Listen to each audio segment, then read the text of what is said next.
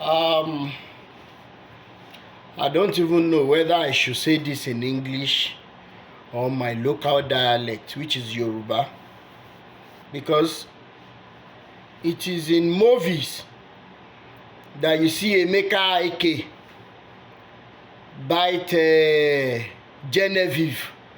Genevieve will say, ouch, ouch, ouch. But in real life, you see, when they bite each other, enyo lemogbo.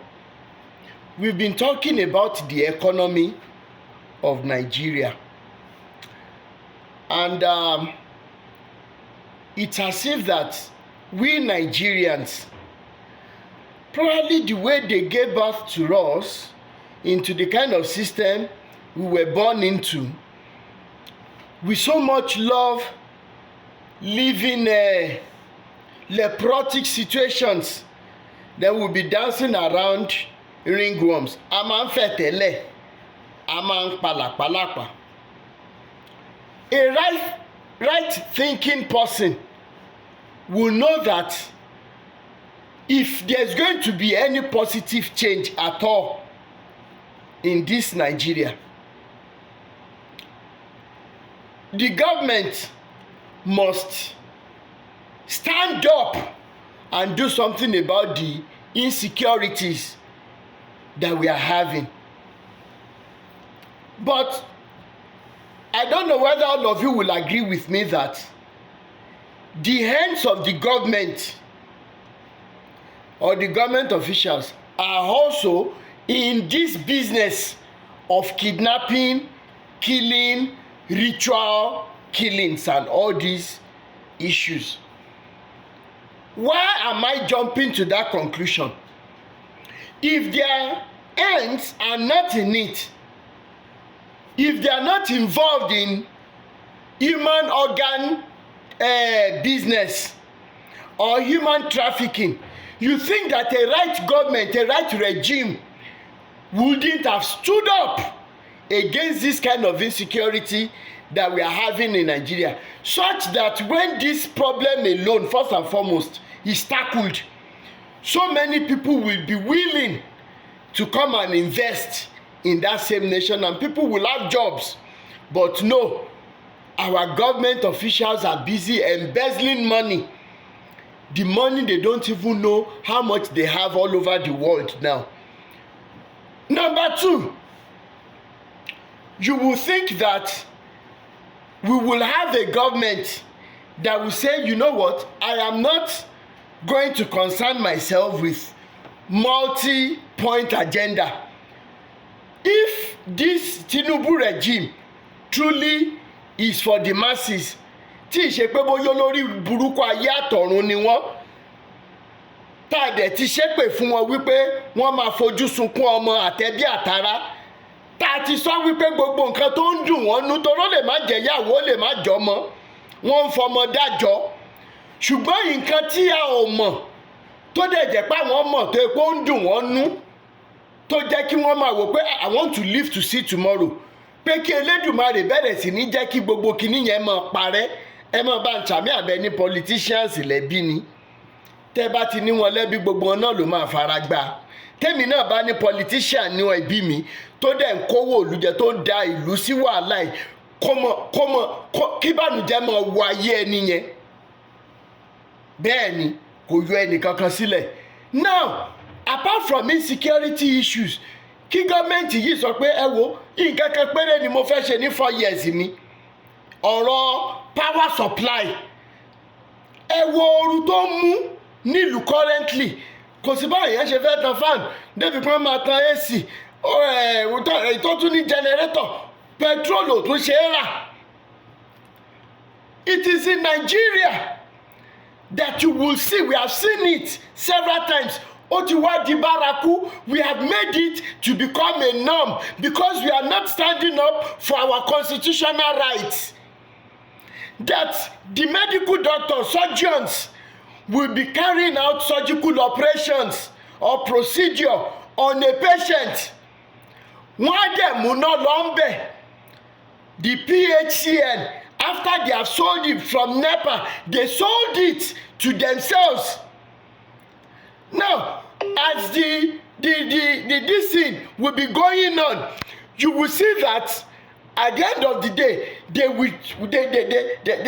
light will go off, and the medical doctors, as they are running to put on the generator ò bá down, you know, candle. In Nigeria, they now put on candle, they put on lanterns to complete surgical operations. So many lives have been lost due to this negligence and due to the fact that we don't know how to stand up for our constitutional rights. Nigerians, which way?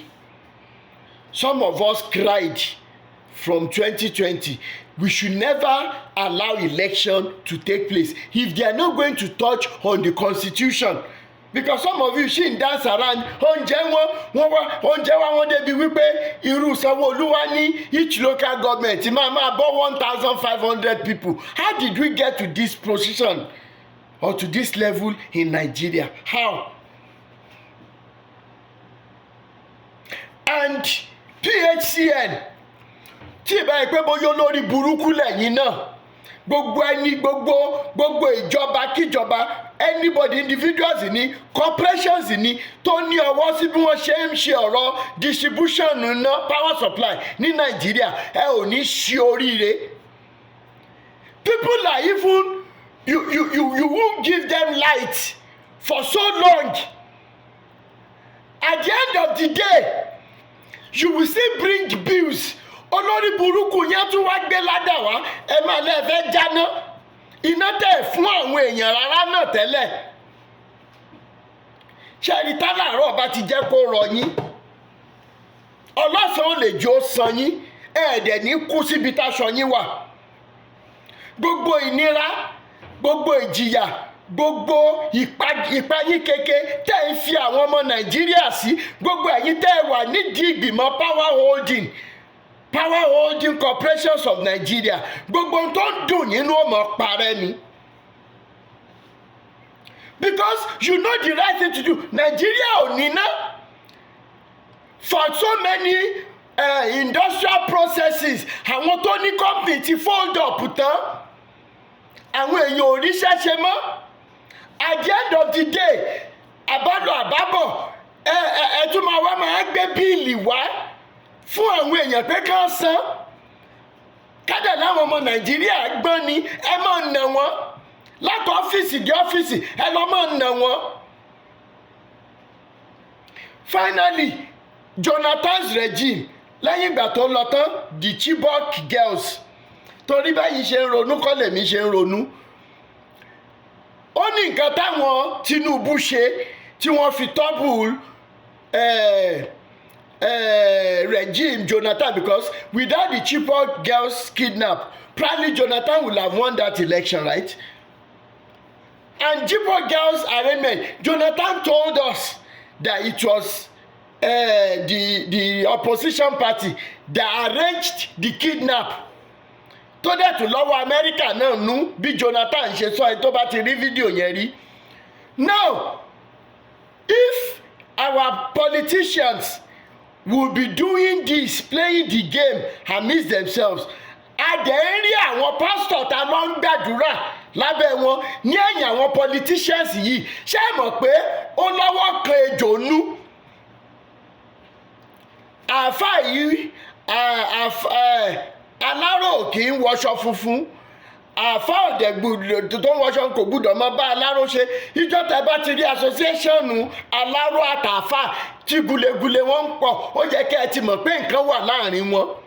Ẹ fọgbọ́n orí gbé ni mò ń sọ, torí bá ṣe ń rí bàbá Adébóyè lẹ́yìn àwọn Buhari tó fẹ́ wọlé ńgbà yẹn, bẹ́ẹ̀ là ń rí Oyèdépò lẹ́yìn Àtíkù. Irú association wo ló yẹ kó máa wà láàrin àwọn gbogbo àwọn olórí burúkú tí mo dárúkọ yìí?